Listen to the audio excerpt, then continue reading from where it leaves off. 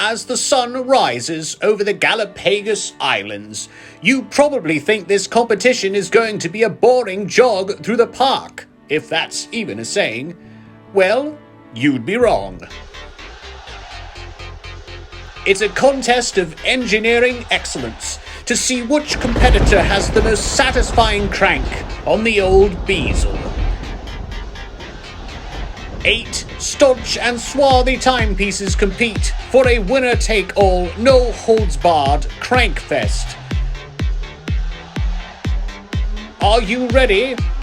Let's get cranking!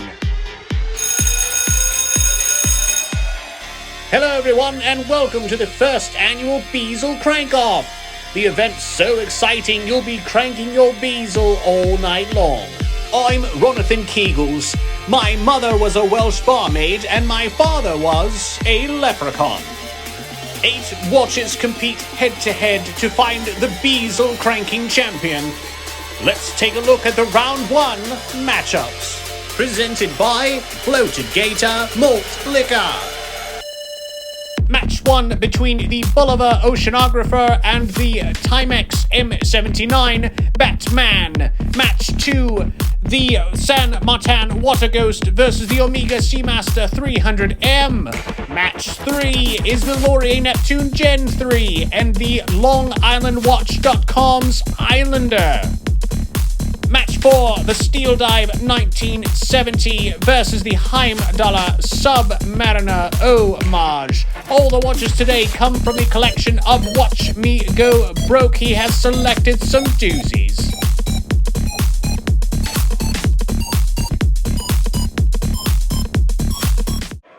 And here is round 1, match 1 between the Bolivar Oceanographer and the Timex M79 Batman.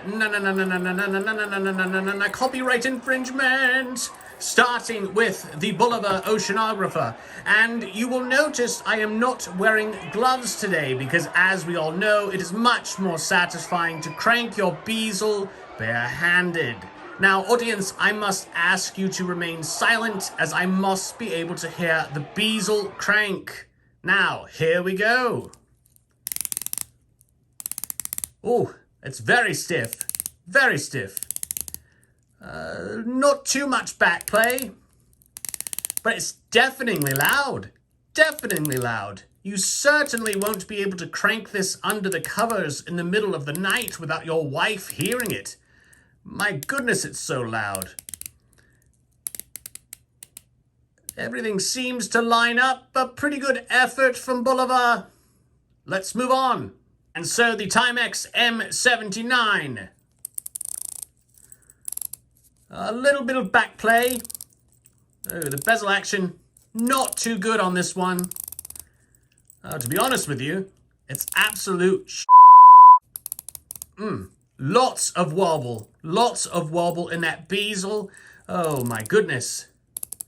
Everything seems to line up correctly, but oh, that wobble. Boy, that wobble just inexcusable for the cost of this timepiece. I think the clear winner in round 1, match 1, is the Bolivar Oceanographer.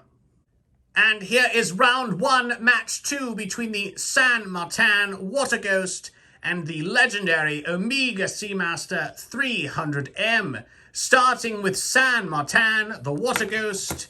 Here we go. Oh, that's quite smooth. Quite smooth. Actually, very smooth indeed. Virtually no backplay at all. Very, very smooth around that 120 click unidirectional Bezel. Good sound. Positive reaction. I think a strong showing from the San Martin. And the legendary Omega Seamaster 300M. Now, this Bezel is notoriously difficult to grip and turn. I will do my best. Oh, good action there. For the age of this timepiece, the Bezel action is quite nice. Zero backplay, completely zero. Around that 120 click, unidirectional Bezel. And Gosh, a strong effort from both competitors in round one, match two, but I believe I'm going to have to award this to the San Martin. Moving on to round one, match three. This is between the Laurier Neptune Generation 3 and the Islander from LongIslandWatch.com. It is a homage to the Seiko SKX013 at 38 millimeters, starting with the Islander. Not a lot of resistance in that bezel. It is relatively easy to grip. It's very quiet, extremely quiet. This would definitely be an under-the-covers crank, if you ask me. Everything seems to line up perfectly. A decent showing from the Islander, a newcomer to this series. On to the Laurier Neptune. Oh, that's very good indeed. This beautiful coin edge bezel, it is wonderful to turn. It's very satisfying, very metallic it clicks. Clicks are all discernible between one another. Wow, just an outstanding showing from the Laurier Neptune. I think there's no question the Laurier wins this round. And round one, match four, is between the Steel Dive 1970 and the Heimdallr Submariner Homage. Let's start with the Heimdallr.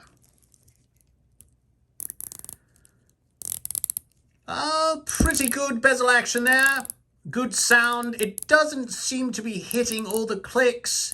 A little bit of resistance around 5 p.m. there, or 5 a.m., depending on when you're cranking this.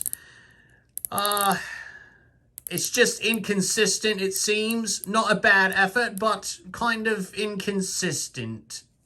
And the Steel Dive 1970. Oh, very good. It's quite good action. Very easy to grip. A nice sound, maybe a little plasticky, but it sounds good. Good action, zero back play. Oh, a very strong effort from the Steel Dive. I think round one, match four goes to this Steel Dive. Round two between the Laurier Neptune Generation 3 and the Bulova Oceanographer. Now, audience, again, I'm going to ask you to please be quiet. Bezel noise is something that I definitely judge in my criteria. This is, again, the final warning. Starting with the Bulova Oceanographer again. Oh, again, so loud, so very loud. You're not going to be able to crank this anywhere without anybody. I mean, everyone will hear you. Everyone will hear you cranking this. Yes, I mean, the loudness of this is just about inexcusable. And then again, the Laurier Neptune, just beautiful action, wonderful resistance. It is just wonderful. I don't know how it could get any better than this in round two.